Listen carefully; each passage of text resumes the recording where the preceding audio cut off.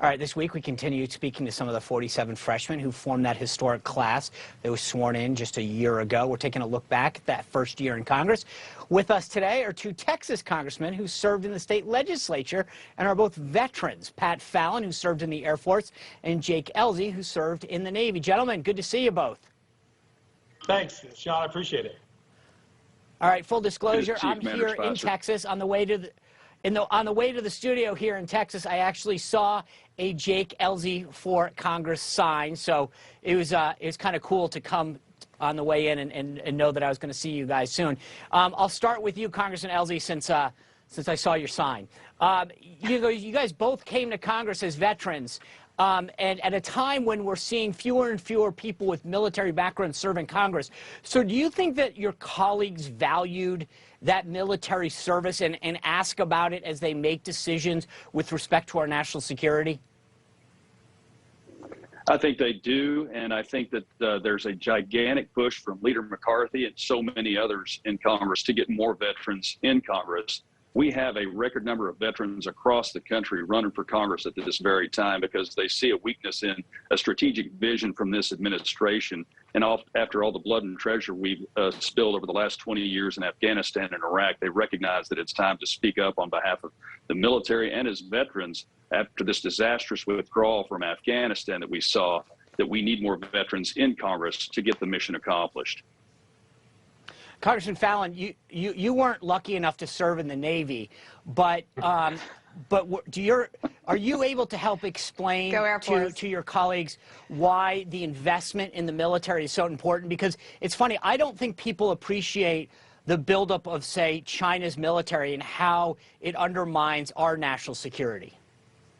No, Sean, that's a good point. There's something to be said for getting, for me, 8 years of the best leadership training you can get in the world in the United States military. And, I do have a very wary eye on China. They're clearly a greater threat than Russia. Russia's a threat as well, as Putin always proves. But China has 11 times the economy and 11 times the population of Russia, so they're very dangerous. Under President Trump's last year in office, they flew about 340 sorties into the Taiwanese defense zone, but in the first year of the Biden administration, they flew over 1,000, or nearly 1,000, I should say. So they tripled it. They're testing Biden, and they're seeing if he has the resolve, or if he's just going to continue to project weakness and wokeness. But I guess what I'm asking is, do your colleagues appreciate that? Do they understand? Are you able to use that background to explain to them, hey, this is why we need to invest?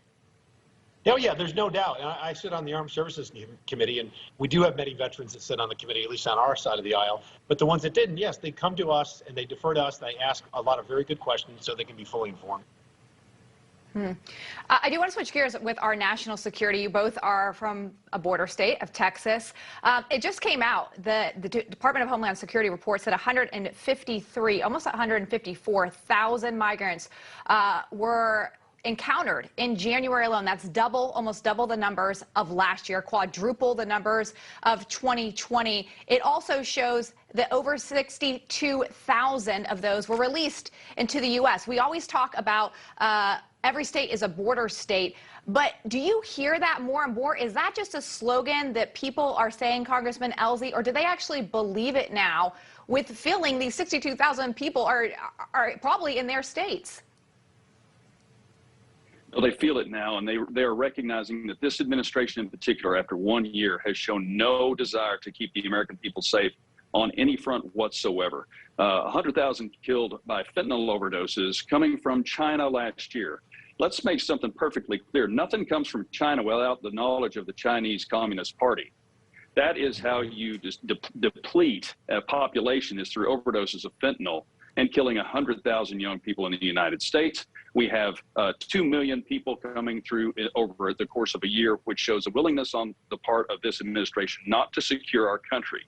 So when Joe Biden in 2007 says that it's going to take a year to pull out of Afghanistan, and he says, and this is the truth, and then he says it's going to take 7 months if we leave all the equipment there, but we don't want to do that because we're going to have to fight against that equipment someday, your grandkids and my grandkids. This is not one isolated event. All of these are part of one big picture. So in 2014, when this conflict in Crimea started in 2014, and you know who the Deputy Secretary of State was? It was Antony Blinken, and he was responsible for the non-response response from the United States. And now, as soon as this kicks off, and after we've seen the disastrous withdrawal from Afghanistan, who goes back over there to negotiate with the Russians? The man who didn't respond in the first place. This looks exactly like 1938. Where you have dictators across the world deciding that they're going to see how far they can push us. This would not have happened under a Trump administration, and you and I both know that.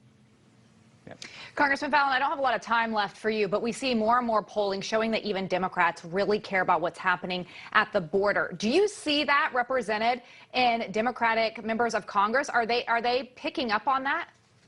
Not really. So I filed an amendment to the NDAA, the National Defense Authorization Act, Lindsay, that we said this is the will of this Congress, that border security is a national security issue. I thought we would lose because there are 31 Democrats on the committee and only 28 Republicans, but we won because 5 out of the 31 Democrats voted with us. So there are some that see it for what it is, that the first time in our history that we had 11 months in a row of over 150,000 illegal border crossings. It's never happened before. As Jake Elsie said, 2 million illegal border crossings in a calendar year. That's never happened before as well. We had 11,000 pounds, nearly 11,000 pounds of fentanyl seized just on the border last year, which is enough fentanyl to kill every American 8 times over, and nearly 200,000 pounds of methamphetamine.